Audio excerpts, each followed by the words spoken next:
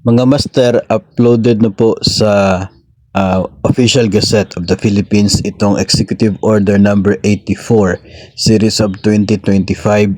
Ito po ang increasing the subsistence allowance of military personnel of the Armed Forces of the Philippines.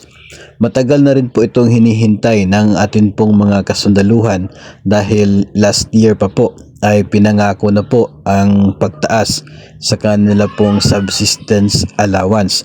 At ngayon lamang po signed po ito March 14. Ito pong order na ito ng Pangulong Marcos na taasan ang subsistence allowance ng mga officers and enlisted personnel of the AFP mula po sa dating 150 pesos ay magiging 350 pesos per day na siya effective January 1, 2025.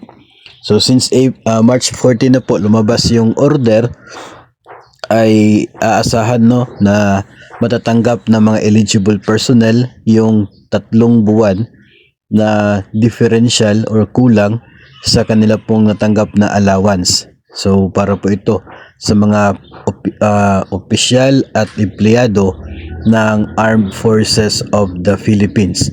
Nakalista po dyan yung mga eligible personnel. So marami po yung masaya na mga personnel po ng AFP at marami rin po yung hindi masyadong masaya dahil po sa nag-e-expect na makapasali dito po sa increase pero hindi po sila kasama. Yung marami kasi mga expectations lumabas noong pinangako ang increase na ito at baka sakali na included maging yung mga PNP personnel, yung Coast Guard personnel, pero sa paglabas ng executive order na ito ay malinaw na hindi po sila included, hindi sila kasama, kundi tanging mga officers and enlisted personnel lamang ng Armed Forces of the Philippines ang makakabenepisyo dito sa nasa 200 pesos na increase sa kanilang daily subsistence allowance.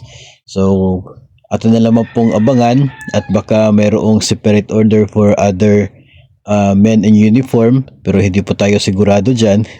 And congrats para po sa mga personnel ng AFP ito po sa magandang balita na hatid ng EO 84 Series of 2025.